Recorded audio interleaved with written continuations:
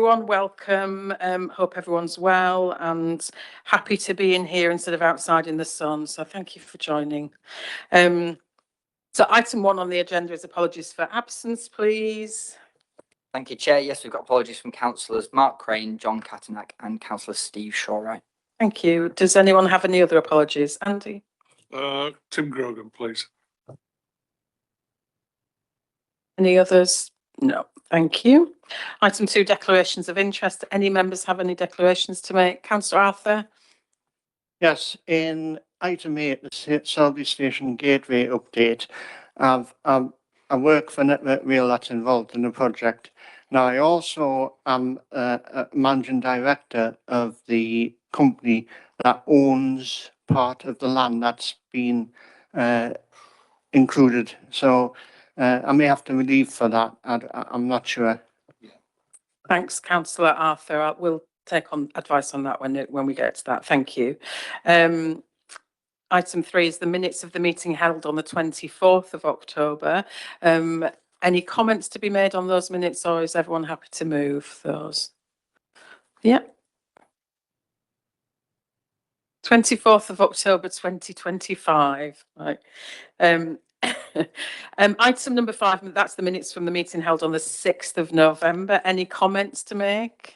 Everyone happy to move those minutes? Thank you. So item 5 is progress on issues raised at previous meetings. So you should have all had, obviously, the report on this. There's some really good outcomes of a lot of the things that we've worked on, but has anyone got any comments to make on any of the items raised? I think we've only got one outstanding item. Everything else is complete. Does any members have anything to raise on any of the things that we've discussed? Councillor Davis.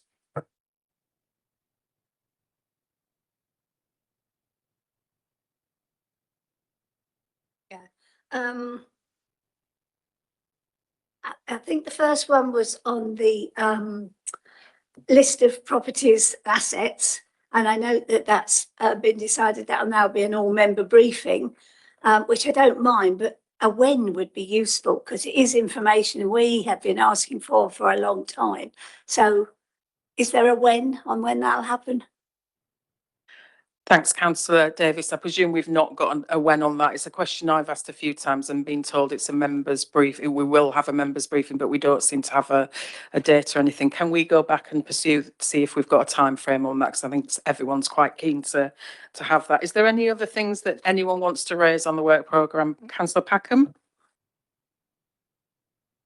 Yeah, thanks. 6th of November, information relating to planning queries raised at the meeting was requested. And it says their officers are putting together a briefing paper for members to consider. My recollection is that we asked officers to attend our meeting for a discussion rather than send us a paper. And that's still my wish. I don't know if it's the committee's wish, but it certainly is mine. And I would add that the other issue in planning, which I'd like to see discussed, is Silham 106, because I've been doing some work on Silham 106 in Sherburn, and it's quite clear that nobody is actually clear where this money is or what it's been used for. They're investigating it now, but they've not had an officer for a period of time. The officer they've now got is very conscientious and is doing a good job, but they've basically let it slip. So I think I would like to start to ask questions about Silham 106 in Selby and Ainsty. Thank you. Thanks, Councillor Packham. I'm just going to bring David in for this because I know that David's been pursuing the planning department, so he's had correspondence with them. Yes, I've sent them all the queries that we had, and I'll send them this updated one. They're putting together a briefing note, but I don't have a timeline for that yet, so hopefully that'll be fairly soon. The reason for the briefing note was they wanted to hopefully deal with queries that way, but I did warn them that then we may invite them to a future meeting as well. And I'll express that today we've invited them again. Councillor Packham. Are we in a position to actually say, as a committee, we want them to come to a meeting?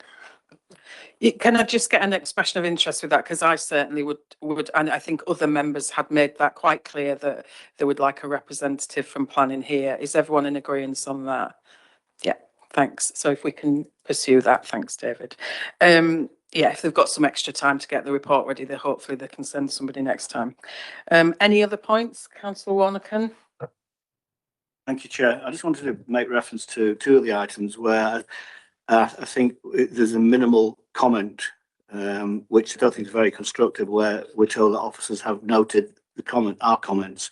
I don't know what noted means. That are they going to do something about it or ignore it? That's why I think we need a bit more information. Yeah. Have you got specifics, Yes, Councillor Warnocken?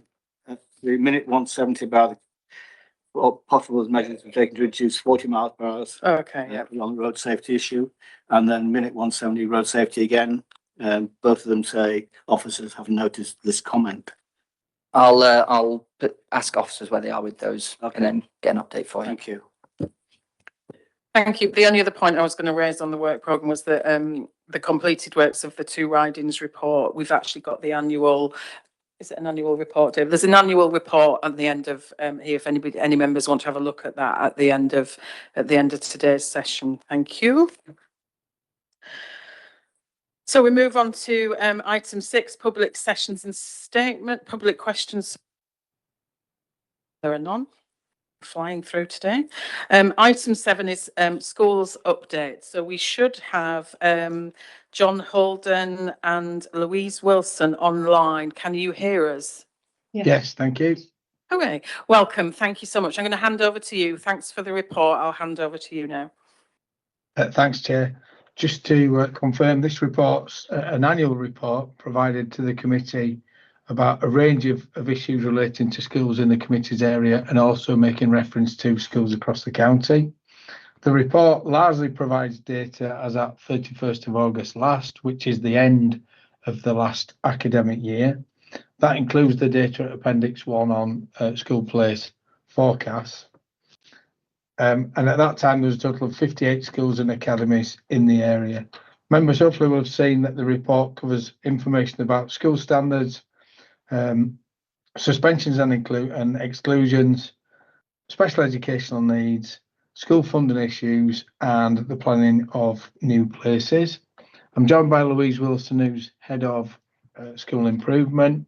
We will seek to answer any questions on the report. It is quite a wide-ranging report, though, so if there are issues that we can't address today, we'll provide a written response through you, Chair. Thank you so much, and thanks. It is an extensive report, and there's some really good data in there. It's nice to see that the district, fares well against National and North Yorkshire, actually, in quite a few of the data streams. Do any members have any questions about the report? Councillor Davis. I mean, I share that there are some positives from the last report, which are interesting to note. I think the worrying things was the increase in the deficits budget. Not necessarily, it seems to be the same number of schools, but an actual increase in the sum of money. And I think it's a question or a point I make every year, Chair, just to say that I'm hoping that if these are the same schools and it's getting worse, that we are intervening wherever possible and working with the governing body to deal with that. And then just the general point on page 38 about us being 142 out of 151 local authorities in terms of funding level. We haven't got either MP here today, but I hope we as an authority are continuing to press on that, because it just is a permanent deficit that we've had for years and years and years. And here we are trying to make improvements, but you can't really do that. Well, if you haven't got enough money coming in at the front, there's not much you can do about what's going on at the end. Just really some reassurance that is being pursued by us as an authority, and is it something we are lobbying our MPs about, because it does need looking at. I know it's difficult because the current government is basing things around deprivation, but I think we still need to be asking that question. And the final point was that I note that the Rubicon, the PRU is now in a situation of being in deficit, which I think is particularly worrying, given that we know there's the increase in young people and the NEET figures. If we can't find some additional funding to get into that, that's just going to get worse. So, you know, we've got the issues, the numbers are getting worse. Our unit's now in deficit, it doesn't work. So is there any comment or anything that we can help with on that? Thanks, Councillor Davis. Yeah, I think, you know, the PRUs up and down the country are woefully funded, and, you know, there's not many in our area as it is. So would either of you like to come back on any of the comments made by Councillor Davis? Yes, thank you. I'll start, and John may comment as well. But just to reassure Councillor Davis that the local authority is working with head teachers and chairs of governing bodies in relation to their budgets, and particularly where there is either a forecast deficit over the next 3 years, or where the school is already in a either in-year or cumulative deficit position. So there are a number of service areas that come together to support those conversations with head teachers and chairs of governors.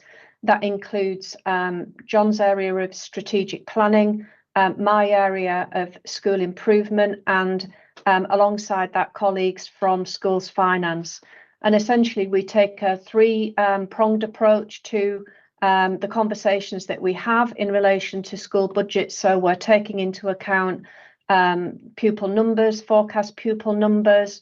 We're taking into account any sort of efficiencies that the school might be able to make in relation to staffing and other costs. But also we're sort of making sure that we're not losing sight of the core purpose of the school in all of that. That's standards of teaching and learning, the quality of education and outcomes for children. So we make sure that it's a very sort of comprehensive and informed discussion, not just from a finance perspective, but also from a strategic planning and a school improvement perspective. So there's a number of ways in which we have those conversations. They start informally, where we can see that either through falling pupil rolls or an in-year or cumulative deficit position that's forecast or has emerged. We start with conversations around what schools need to do to address that situation. Schools in a deficit position are usually asked to provide a financial recovery plan in order to receive a licence deficit from the local authority. In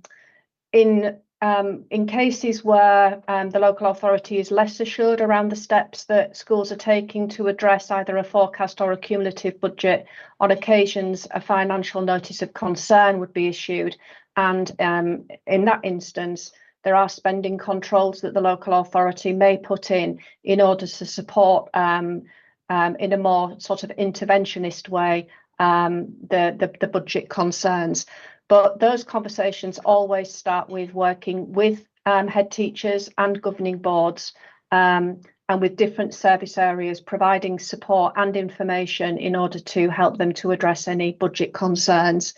But you're absolutely right that, you know, our schools, including sort of the PRS setting, the Rubicon, they're all facing sort of tightened budgets that are constantly being squeezed, and the context is difficult for them.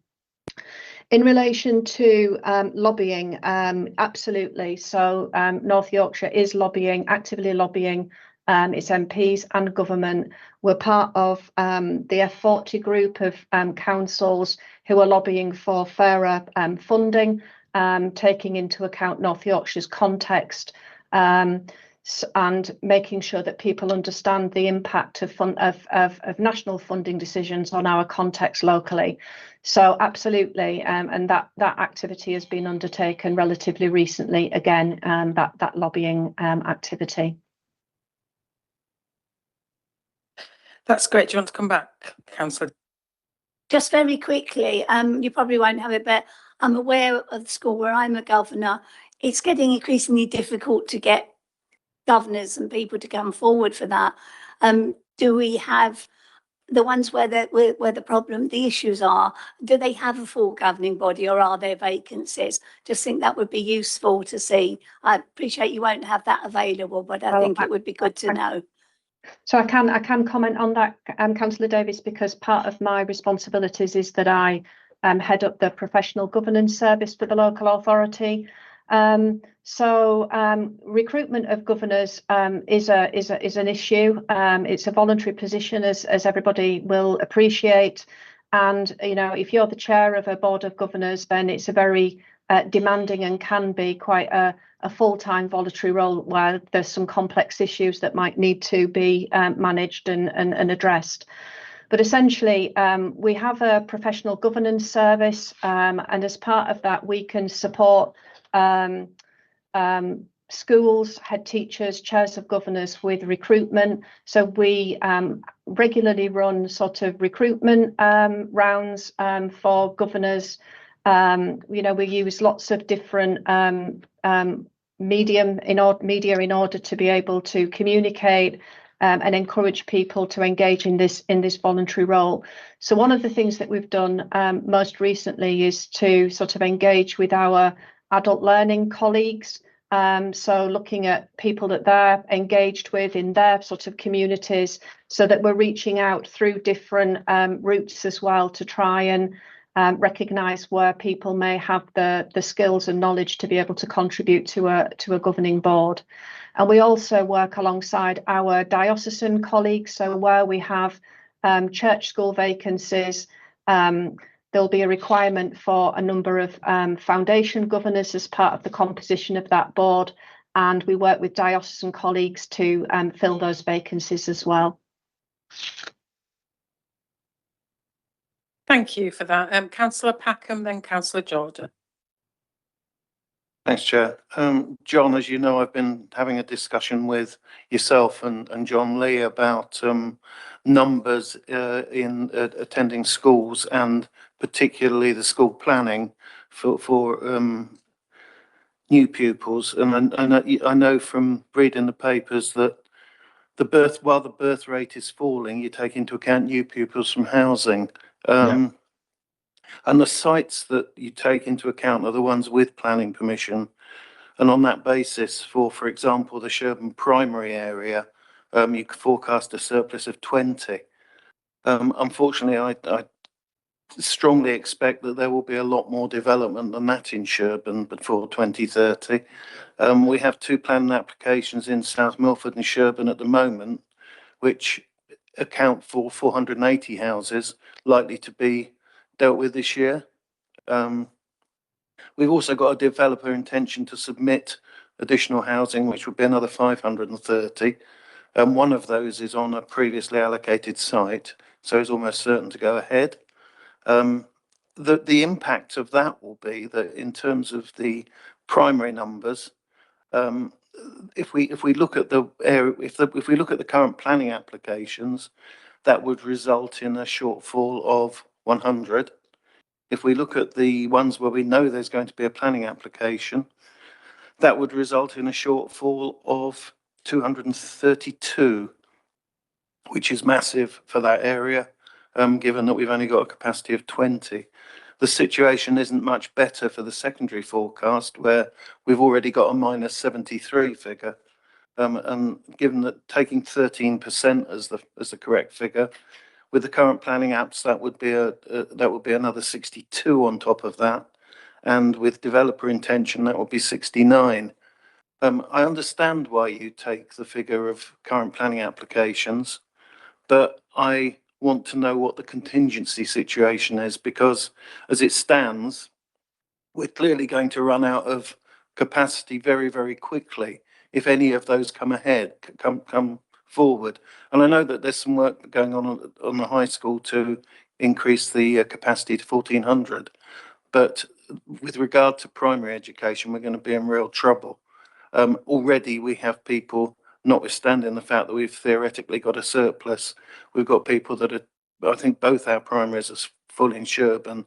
There's a little bit of capacity in South Milford. That's probably the 20. And I'm seriously concerned that unless we move really quickly, we're going to end up with a position where we haven't got enough primary school spaces. Thank you. Thanks, Councillor Packham. Yeah, I completely understand that concern. Do you want to come back there? Yes, John? I will do. Councillor Packham, absolutely agree with the numbers that you gave. We deliberately gave the numbers in the appendix as at 31st of August so that members have access to an annual comparison. As Councillor Packham says, quite rightly, there have been further applications since then. They have been incorporated into the latest forecast, which I can share through the chair by all means. We are actively having discussions with the Multi-Academy Trust to operate the high school and with the governing board of Sherburn Athelstan. Sherburn Athelstan was expanded relatively recently, and there's the potential for further expansion. We do expect to take a report to the executive in the short term, and clearly we'll share that information with interested local members before that goes. So happy to have another conversation, Councillor Packham, when we've got that proposal. Thanks. Yes, I point out, I mean, since 2011, population has increased by 39% in Sherburn. If all of this development came ahead, then the increase in population since 2011 would be 84%. So clearly there's some serious action needed. So I'll keep an eye on that. And if you can let me know when that report's going to executive, I'd appreciate it. Thank you. Will do. Thanks, Councillor Packham. We sit at the opposite end of the scale, and it just it just amplifies how important, you know, balanced planning and development is. We have 220 surplus spaces, or that's prediction for us. So what you don't want is pupils to try and be pushed into other localities, which is, you know, not their communities, it's not their homes. So yeah, it's an interesting one to keep an eye on. Councillor Jordan. Are we talking about a shrinking Tadcaster? Yes.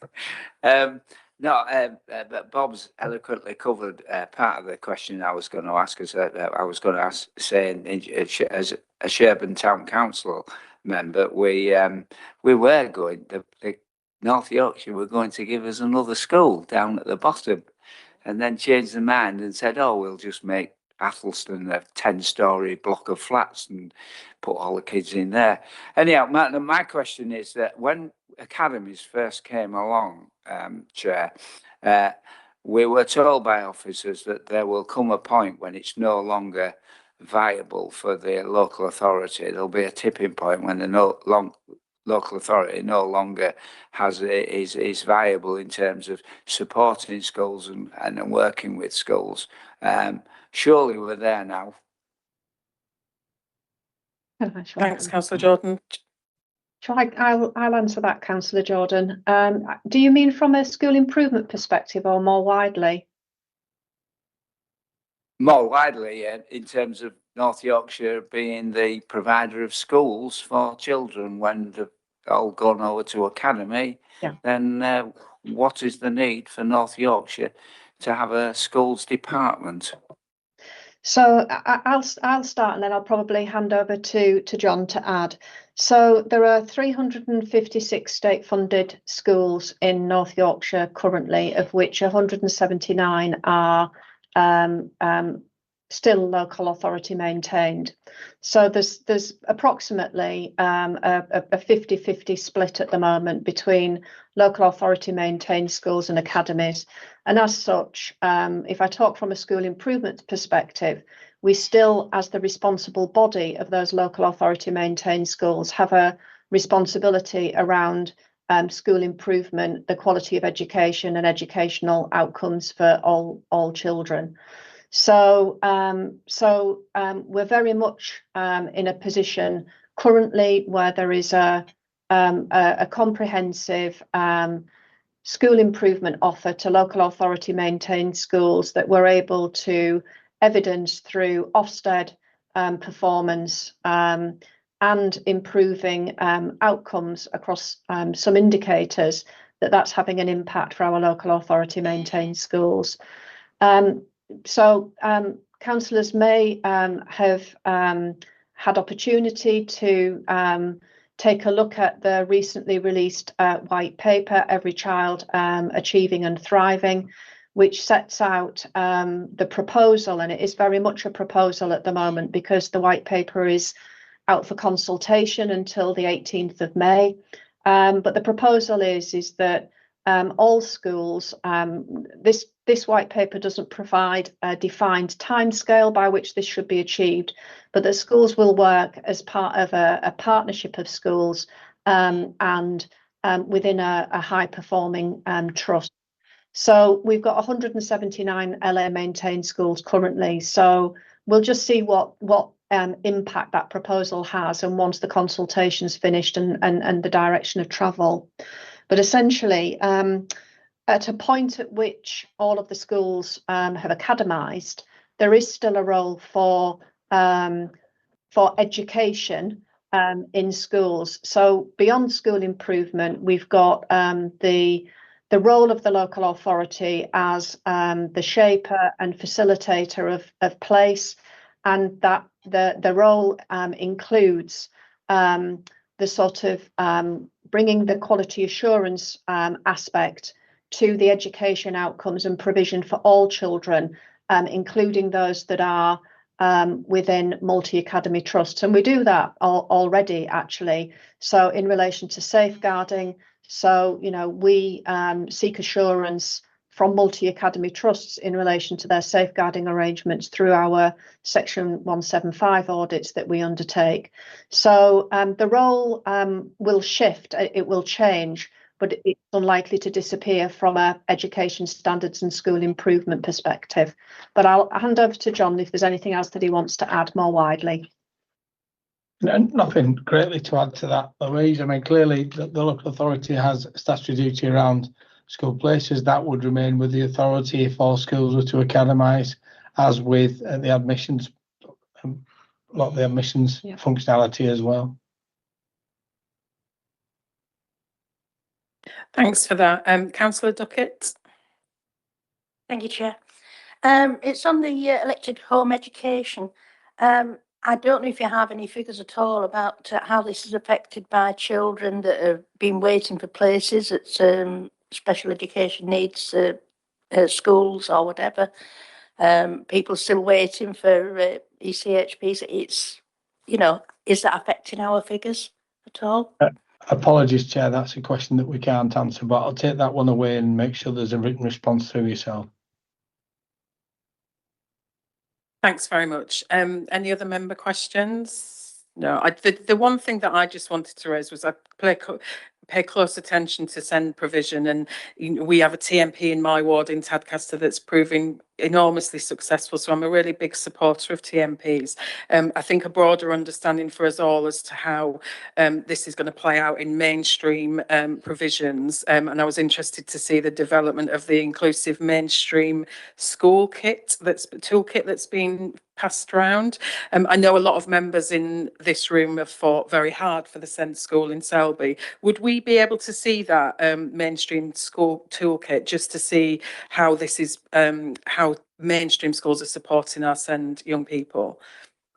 So shall I come back and answer that? So I was fortunate to be involved in the co-production of the inclusive mainstream toolkit. So councillors may be aware that it was an initiative that came out of our Delivering Better Value in SEND council-wide programme. So what we've done is to provide a toolkit that provides information, advice and strategies to support our mainstream schools to better meet the needs of children and young people so that they can remain educated in our mainstream schools in their local areas and alongside their peers. So at the moment, the School Improvement Service is working with local authority maintained schools through our school improvement offer on using the toolkit and the audit facility within that, so that schools can, I guess, self-evaluate their provision and then identify the areas of development and the support that they might need to achieve that. But just to reassure councillors that it's been very well received by our schools, and we're really optimistic about the support that will provide, particularly in relation to, environment, relationships, as well as the quality of education. It covers a breadth of areas that schools will need to consider to ensure that they are fully inclusive of all children. Thanks for that. It's all positive steps in the right direction, and I'm a big champion for mainstream where it's suitable, and so any adaptations that we can do to make that more manageable for our SEND young people is great. Any other member questions, Councillor Davis? Just to follow up on what you asked, is it possible for us to see Yes, that kit? Yeah, can we get hold of that? Could you forward that to us so that we can see that information that's been shared with education settings? Yes, absolutely. Brilliant, Yeah. thank you. Yeah. Brilliant, and thank you for that work. It is invaluable and hugely appreciated, I'm sure. No other questions on the school report? Nope. Thank you so much. It was a great report with some really interesting data in, so thank you. Thank you. Okay, bye-bye. Right, we move on to item 8, which is an update on the Selby Station Gateway. So thank you to Matt Roberts and Alex Richards who are joining us today. If you want to come forward, thank you.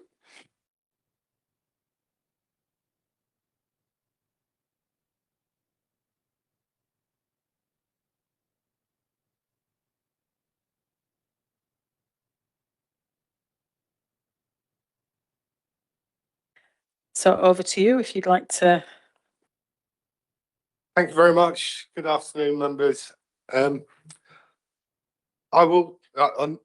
of you will be very familiar with this scheme, but I will go through it just for the benefit of anybody who may be watching who isn't familiar with some of the detail. So forgive me for that. So the first thing to say is I'm Alex Richards. I'm TCF Programme Manager, relatively recent to the programme of activity, past 12 months kind of thing. And I work alongside Matt in trying to deliver the Selby TCF scheme in particular. So first slide, please. So just to summarise for the benefit of people who may not know, so the Selby TCF programme essentially is a circa £30 million investment aimed at encouraging sustainable modes of transport and use of public transport in and around Selby town itself. This investment focuses on those areas around Selby train station and the bus station as well. And the aims are to improve air quality, encourage modal shift and use of public transport, as I've said, and to enhance the built environment and encourage new investment into the town. The programme is funded by North Yorkshire Council, obviously, through the DFT's TCF programme, which is administered by West Yorkshire Combined Authority. It's being supported through local transport grant through York and North Yorkshire Combined Authority, and recently it's been awarded through funding through the Active Travel England Fund as well. So it's a good combination of contributors to this very worthwhile scheme.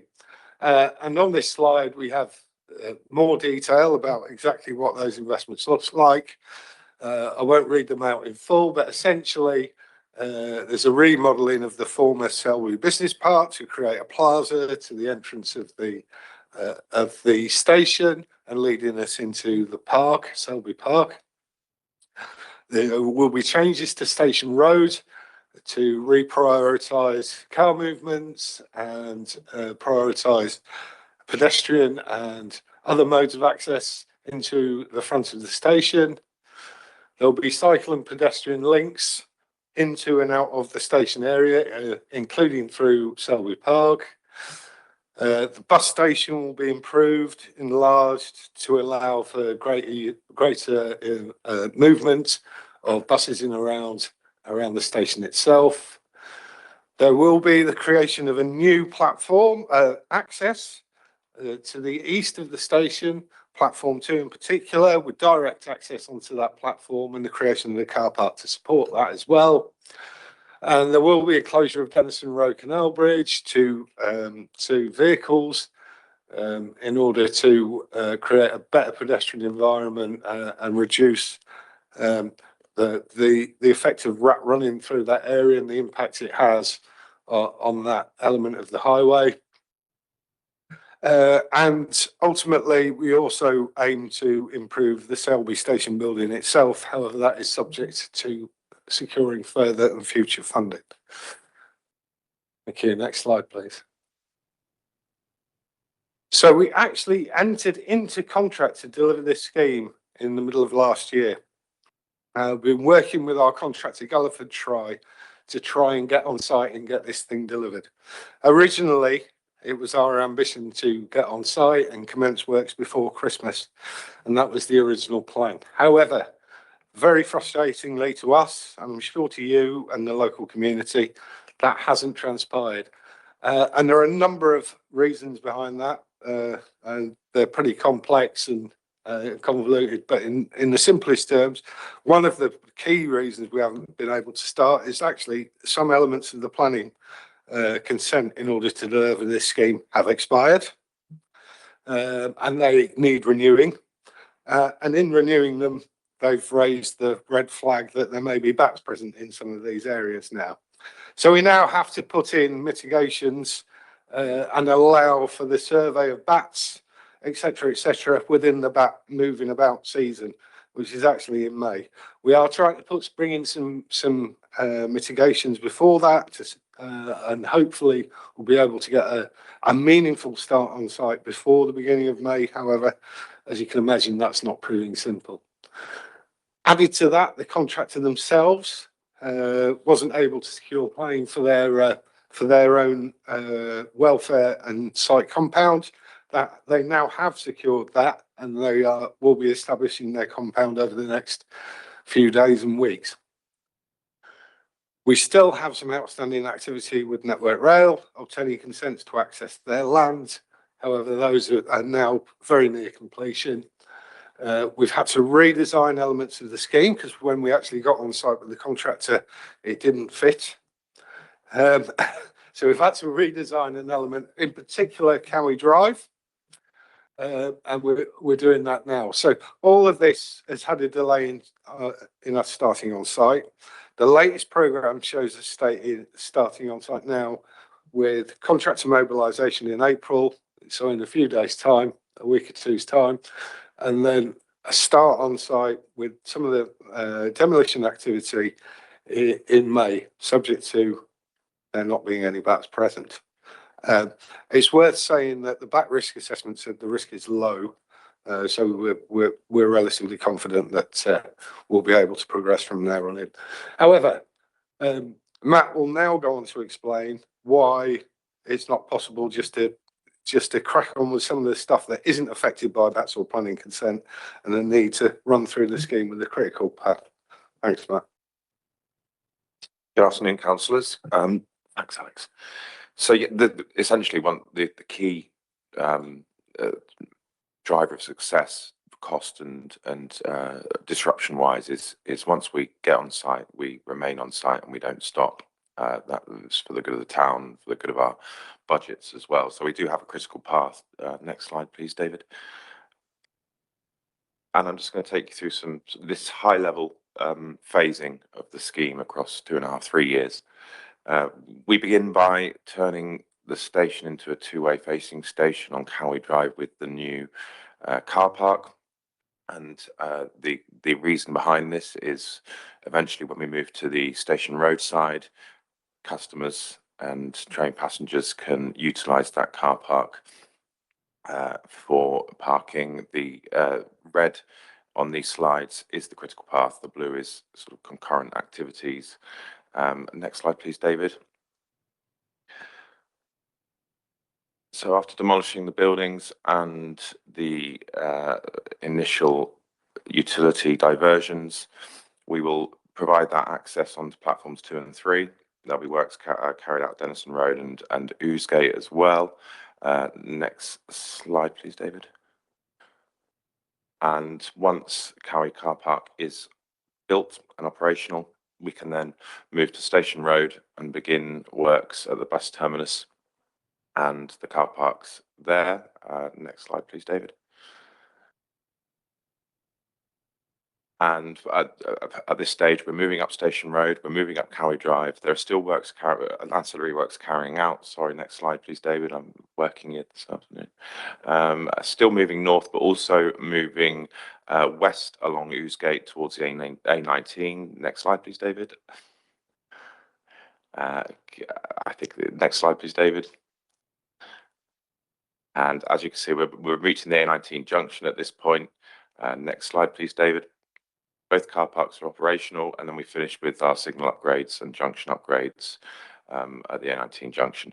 I think the key thing around the disruption with this phasing, I think we're well aware, is going to be car parking for station users, and the impact on adjacent car parks. For example, we will be closing Selby Business Centre car park. We'll be redirecting passengers and customers to Micklegate, but there will be a reduced capacity, and hence why we need to make sure that the phasing is such that a car park is always available. Next slide, please, David. I think that may be me. Thank you. I'll hand back to Alex. Yes, so we touched briefly on the fact that there are future phases that the council is continuing to look at, which are unfortunately removed from this scheme, and that includes improvements to the Selby Station building itself. We've got support from York and North Yorkshire Combined Authority to work with Network Rail to try and enable, bring funding to enable Network Rail to improve the station. We're in advanced dialogue with Network Rail about doing that. The latest position is that they will require funding from the Combined Authority, the North Yorkshire Combined Authority, to enable them to develop a fully worked up package, a design and a contractor in order to take that scheme forward and to apply for further funding. So we're in the middle of that process at the moment. We don't know what the outcome will be, and we don't know whether the Combined Authority will be in a position to fund them to do that activity, but we're working very hard to get that transformation included in a future phase of this scheme. And then next slide, please. And some good news is that another element of the scheme which was previously removed, which was the Bawtry Road underpass, we've now secured an alternative location to install an underpass, believe it or not, where there's an existing tunnel under Bawtry Road, and we're in advanced negotiation about securing a parcel of land in order to make that happen. And we've now secured Active Travel England funding in order to get that scheme delivered. So that will now be brought back into the project.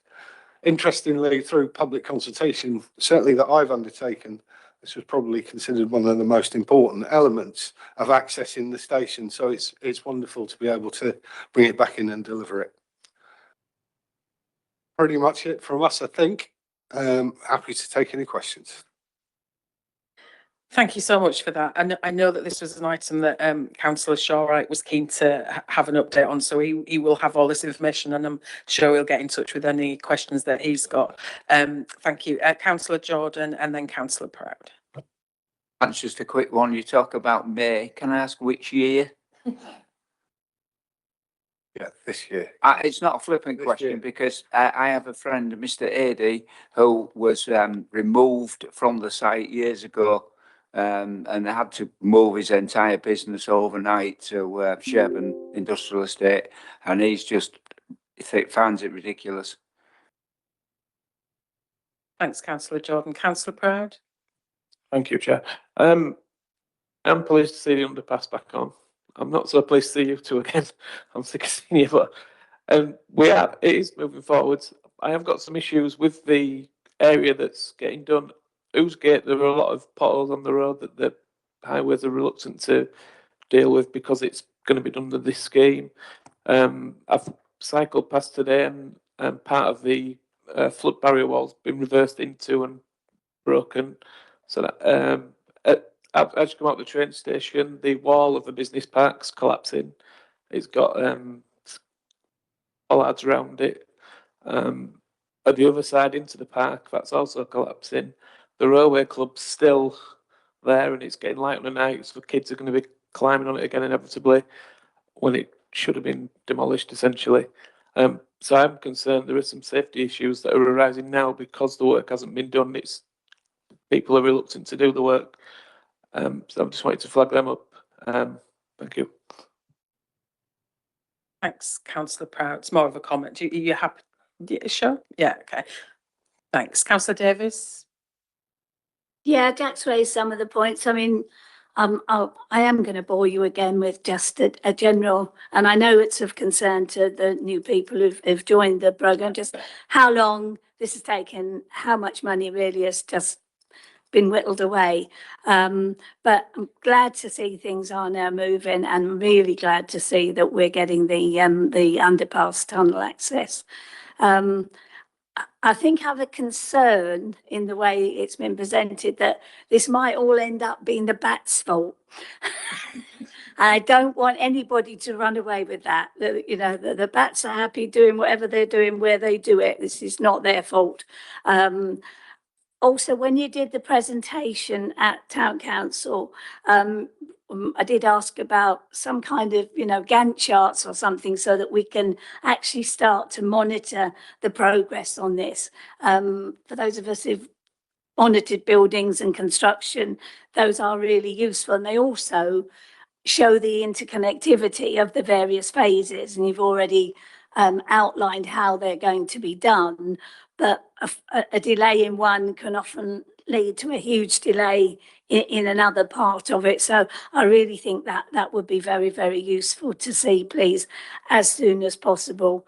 The station, I have commented on the work on the station before. The last plans we were shown at the Town Council showed it clad in wood, which was horrifying to me, as then that's what they did to one of the children's centres that I put up, and it now looks like a very old grubby shed. So I hope we're not going for that. I think personally, and I know for a lot of people, there's been a lot of work done to preserve the station in not its former glory, but at least its former, the way that it looked and the way that it felt.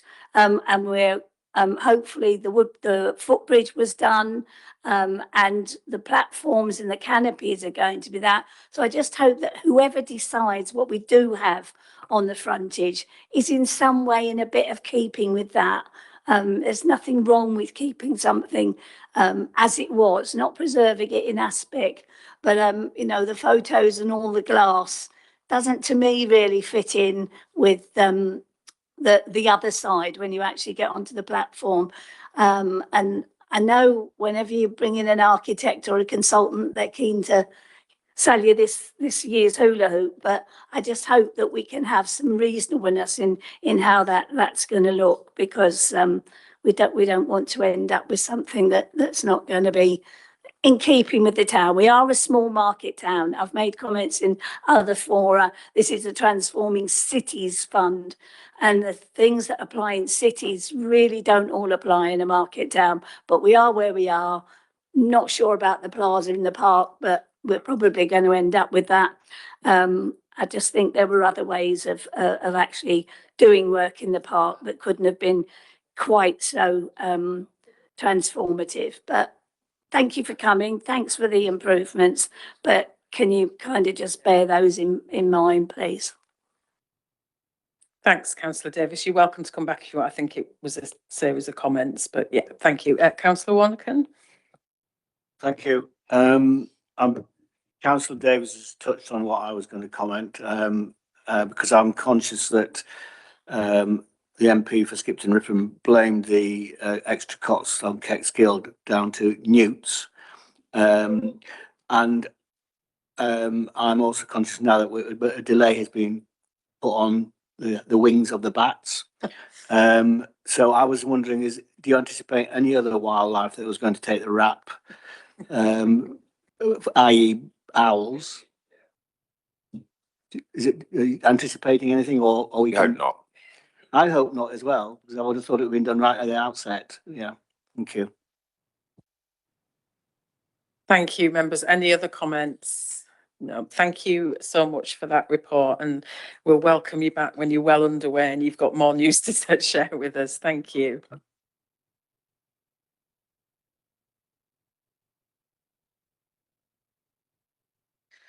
So we're just going to get Councillor Arthur back. Oh. Shh. That door. That door. Thank you both.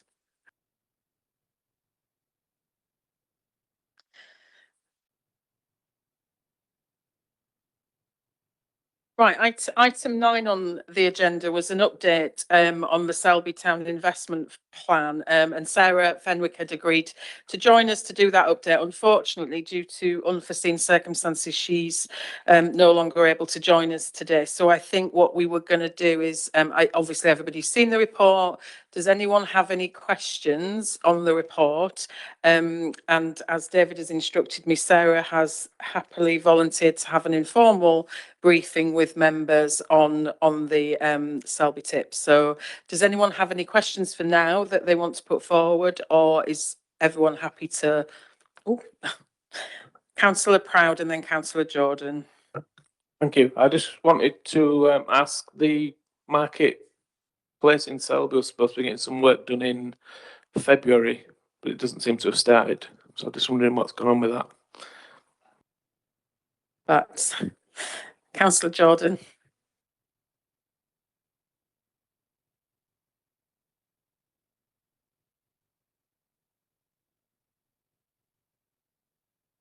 I do have to usually, when we're talking about any of the tips, is follow that up with a town investment plan, not the tip you're thinking. Councillor Davies. Yeah, I think it's unfortunate that we can't have it, but I think the thing that I've noticed recently, and I haven't completely looked at everything, it's about the park, that within the park, and when the consultation was done in the Abbey, everyone was going on about padel courts, and that we had to have 2 of those in the park. Since then, Brayton Community Centre has planning permission and either installed or is due to install 2, and now has planning permission for another 1. I just respectfully think we don't need another 2 in town. If we're not thinking outside, and I worry that's what we do, we don't think outside of, you know, what's accessible. You can walk to Brayton, you could cycle to Brayton. So, you know, let's please, again, and it's going with the latest thing. And you know, it could we have a mugger, something that you can be used for various things? I just think those, you know, those things that are more generalist are much better than going with the specific hula hoop of the century. But I will have a few other comments and I'll send them through to Sarah. But again, I just think we're in danger of repeating all the old mistakes again. Thanks, Councillor Davies. Yeah, I'm a big fan of a mugger, and actually, if Selby needs anything, a mugger would be a great addition. I think so. Two muggers, yeah. So we'll accept the invite of an informal briefing for those that want to attend for that one, because I know that Councillor Packham's tip is underway. Ours is about to be underway. So, town investment plan, Councillor Packham. Actually, talking about tips, just in case people didn't know, Sherburn is probably one of the largest towns in North Yorkshire that hasn't got a tip, by which, of course, A traditional tip. I mean a household waste recycling centre. Noted. Thank you, Councillor Packham. Plenty of muggers. Yeah, well, I don't know whether it does have muggers. Oh, crikey. Thank you. Thanks, members. We'll pass that on. So item number 10 is our Youth Council's update. Again, I think all members have had the report. I am very, very happy to welcome Megan Reynolds. Are you there, Megan? Can you hear us? Oh, there she is. Hi. Hello, Megan. So Megan and I have worked on various youth things together. So I'm a big fan of the work that she does. So I shall hand over to you now, Megan. Thank you. You're welcome. So my report is probably not going to be as fancy as the one that's just been, but I'll just give you a brief overview of me and our team. So I work for North Yorkshire Council, and I'm classed as a Youth Voice and Creative Engagement Officer. My local area to look after in terms of universal children and young people is Selby. Within that, my remit is to set up youth councils in the area, and I also engage with the local Gypsy Romany traveller community in the Selby area. Across North Yorkshire generally, I also have the remit for all of our care experience young people. So that obviously takes up the majority of my work, and I've got several youth councils within that population running. Historically, I've really struggled to set something up in Selby in terms of a youth council. We did have a little one going and it kind of died a bit of a death. But strangely enough, about a month ago, two young women emailed me. I assumed they were friends, but actually it turns out they weren't, requesting to set up a youth council. So following that, which I thought was brilliant, actually them coming towards me, we've now officially set up, we've got a new name. It's Selby and Surrounding Youth Council, because I think calling it Selby Youth Council felt quite like it was Selby centric really, and I think it didn't make other areas feel like they were able to join.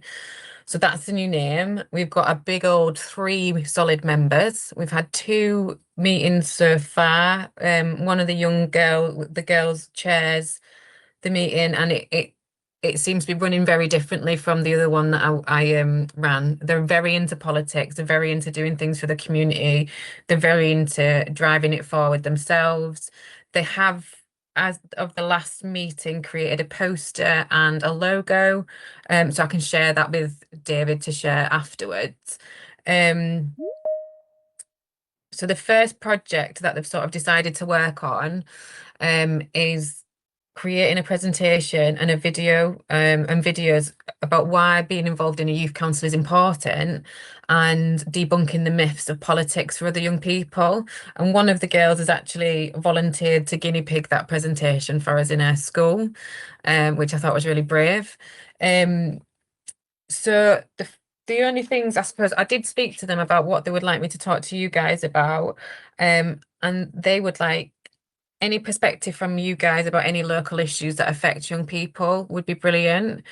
They would also ask for your help with recruitment once I send you out the details and the posters. And also they would like to have some guest speakers, if possible, from anybody interested in that. So I'm sure David will share my contact details of anybody that's interested. But they're dead keen to get going, and they're dead keen to get involved politically, actually, across Selby and the surrounding area. And we are also going to do a little bit of a whistle-stop tour of all the local youth centres in the area and youth clubs around. So we're going to be doing some recruitment that way. But that we're just at the very beginning of getting started. So I'll obviously have more updates by the next meeting. I'll be able to share the project with you. But that's about where we're up to. If anybody's got any questions, suggestions, or advice, please let me know. Thanks, Megan. I'm super excited about this because I know we've talked about it a bit before, and it's been something that's been brought up at this committee before. So Yeah. I think there's lots and lots of ideas that I would have always happy to be involved. So please include, I'm more than happy to engage. Yeah. I've got a question from Councillor Warnock and then Councillor Davis and Councillor Packer. Hello, Megan. Hi. Hi. I'm going to be a bit of a killjoy here because I think what you're doing is absolutely brilliant, but I just don't know why we're not including the Ainsty in it. And because I could help with recruitment then, because I have taken people out of my division on work experience as a councillor who are really interested in studying politics.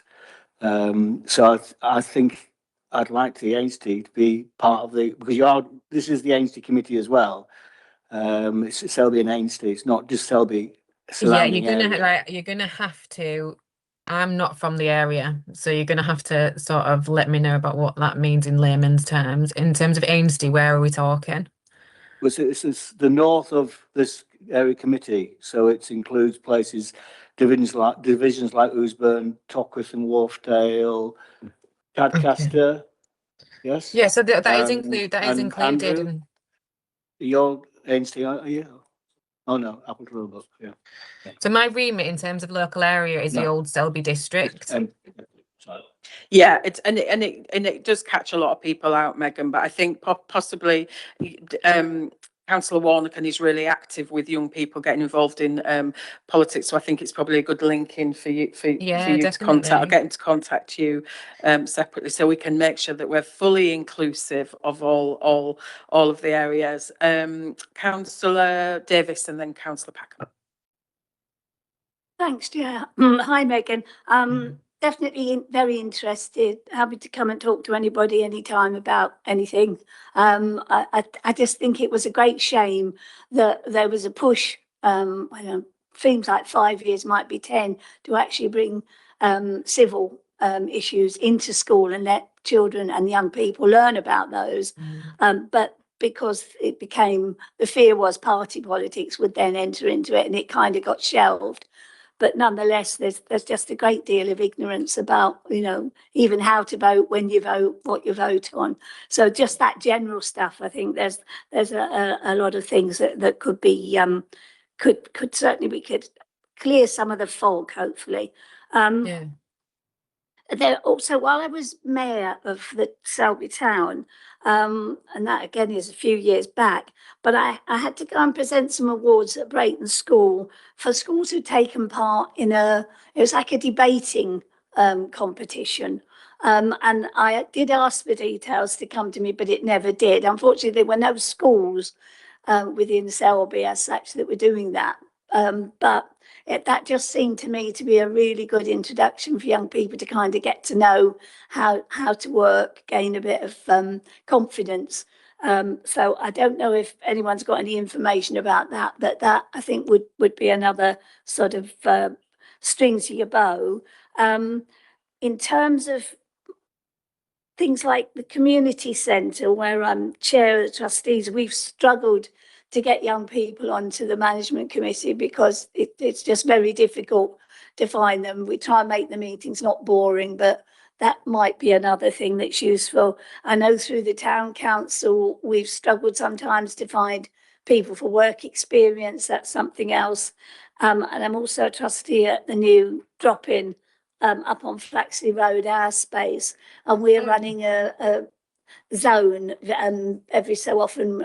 It used to be weekly, it may have gone to fortnightly, but we've now got some additional money from Drax, and that's specifically for young people, just some space they can drop in, do what they like really, but we try and guide some things as well, guided by the ones who are coming to say what they're doing. So happy to share all that information if that would be useful, but well done, keep it up and good luck. And can we make sure that although we're not Selby centric, we're not Selby donut, because believe you me, it is hard motivating people in the town. But I think given it's such a huge part of the population that we need to make sure that it isn't all in the representation isn't in the villages. And there's also a good contact at Selby College as well, if that would help. So I'm happy to help. I've had real difficulty getting into the local schools in terms of this sort of stuff over the years, and I've only been in Perth. I've only been in Perth about 3 years, but it's the first time we've had a youth voice and creative engagement officer in Selby and the surrounding area.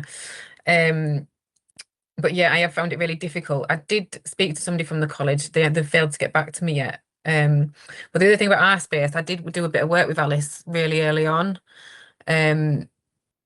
So it might be interesting. I think at the moment we're currently meeting online just because of schooling, and we've got the girls are from all over. They are girls at the moment, so we've got one from Whitley, one from Stainer Hall, and one from Brayton, just outside Brayton. So we are meeting online, but in the future, and as projects get going, they will be looking for a space to meet. So if anybody knows of any appropriate spaces for that to happen in the future, that would be brilliant also. Thanks, Megan. Councillor Packham. Thanks, Chair. I just wanted to start off by saying that there's a bit of a contradiction in the report, because 84% of teachers want politics to be more entwined in school education, but only 1% feel prepared to teach it. And I think that's a bit of an issue that needs to be addressed. But what you're doing, I think, is great. Can I just hope say it won't I be- didn't write the report. It was one of our No. members. I'm just pointing out that that's a big dilemma in It's a this big, yeah, in it this is. exercise. I'm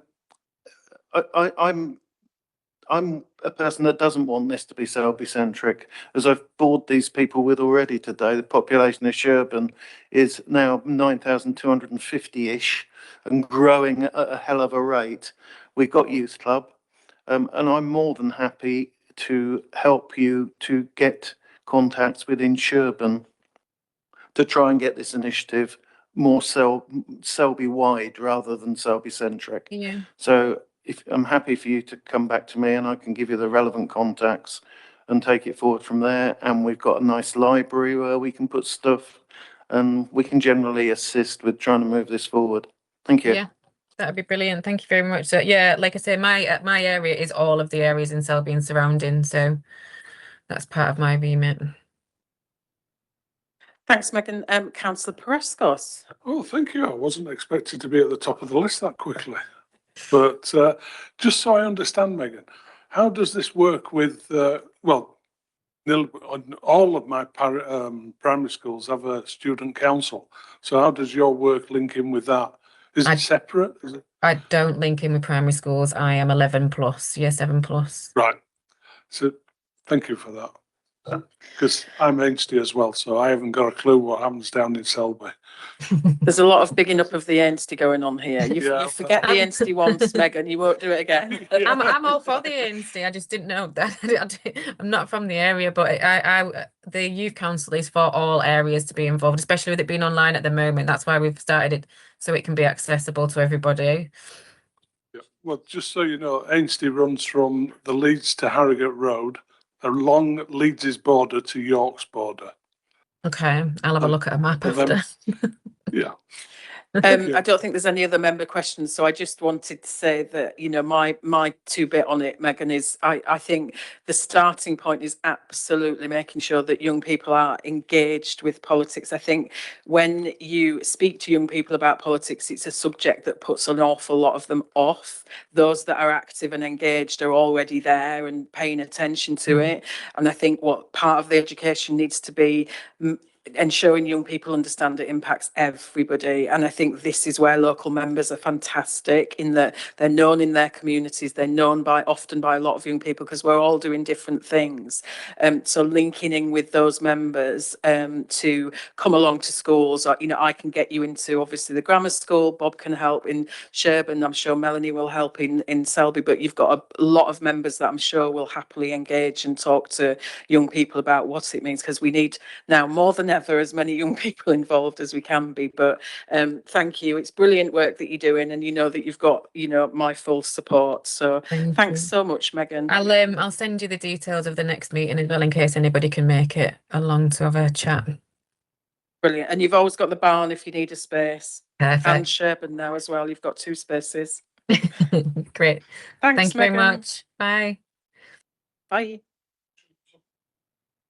And Tockwith, that's 3, and Selby, I'm sure that's for. So it's Sherburn in Helmet, sorry. Thanks, Councillor Jordan. Item 11 is appointments to outside bodies. So I'm sure everyone's seen this. I'm just going to hand it over to David, because we've got potentially three appointments to make here if we can. Yes, thank you, Chair. Nothing to add to the report.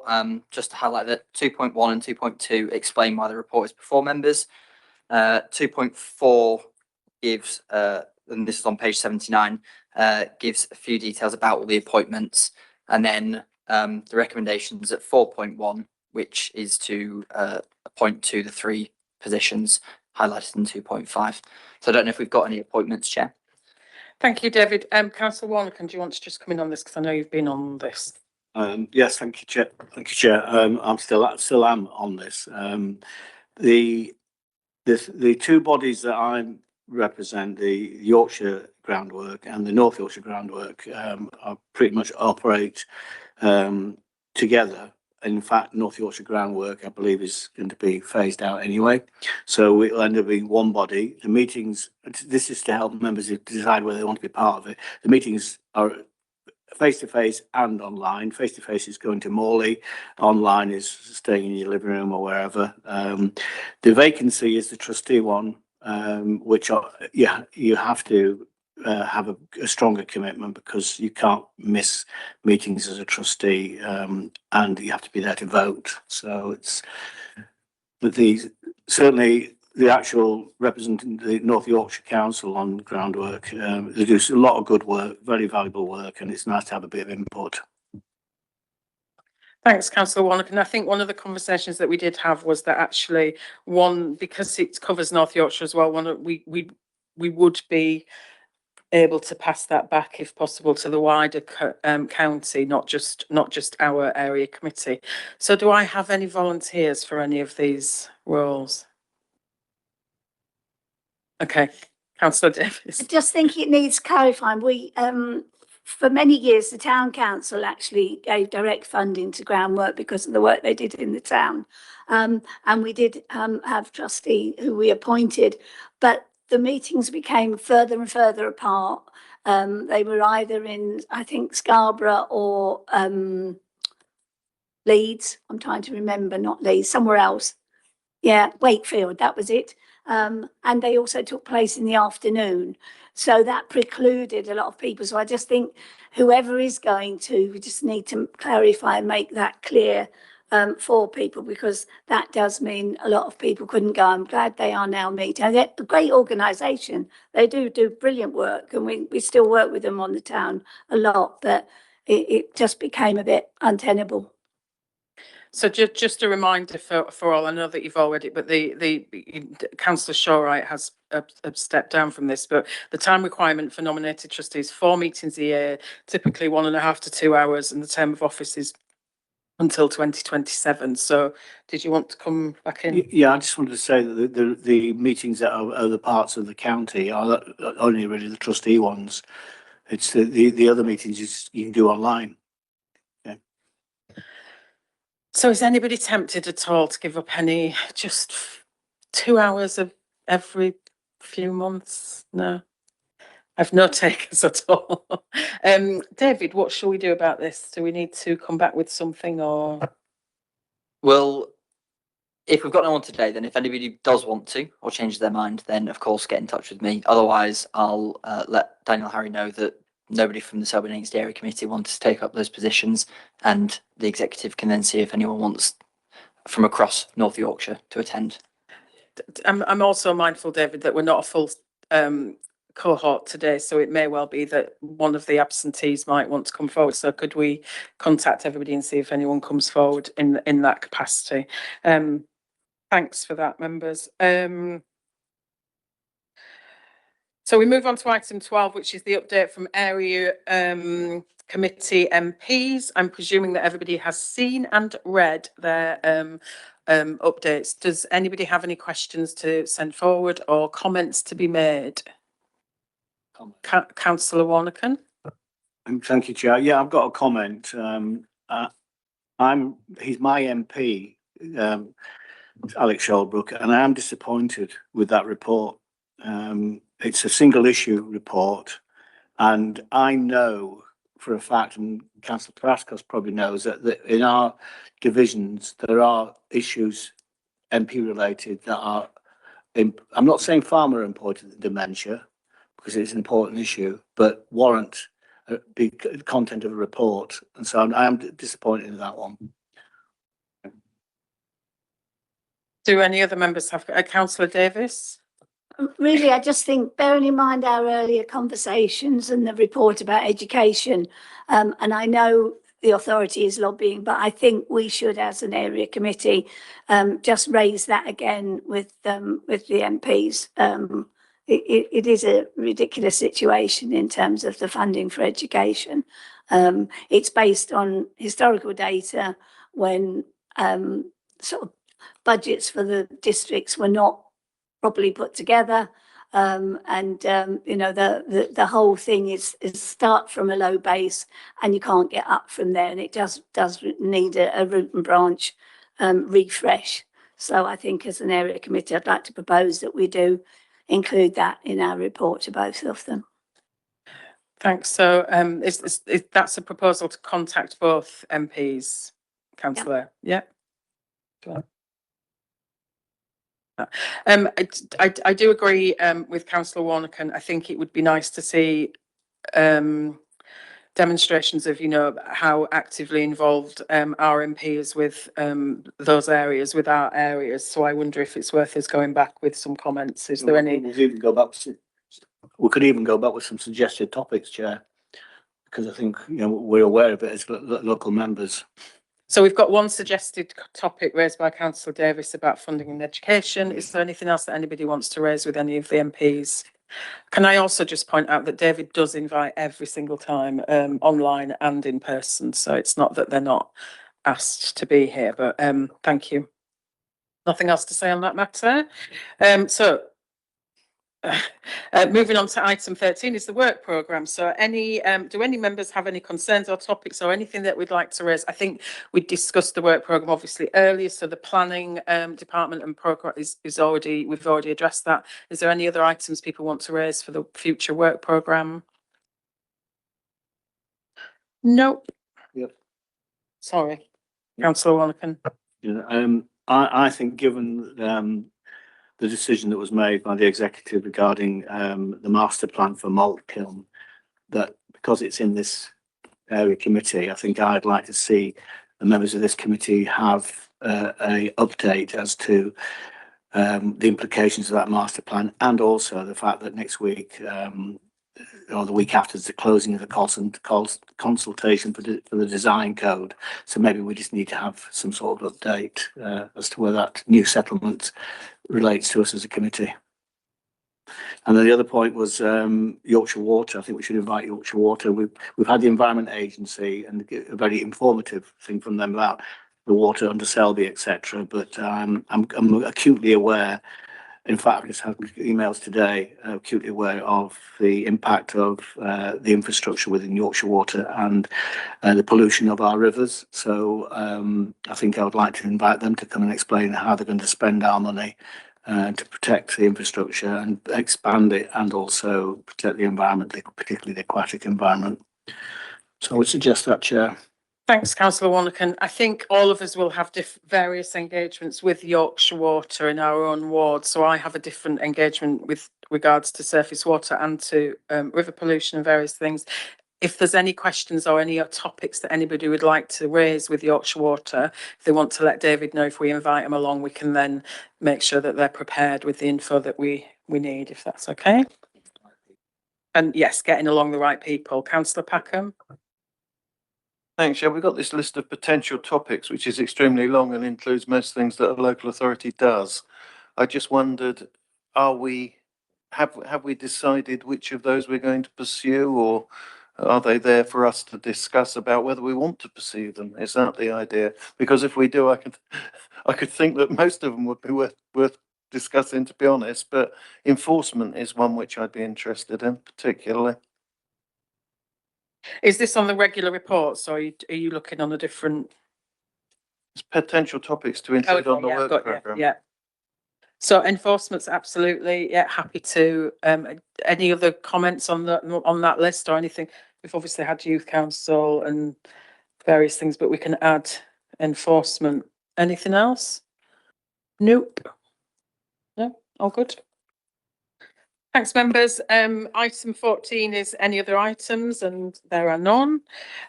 So item 15 is date of next meeting is Thursday, the 25th of June, 2026 at 2 p.m.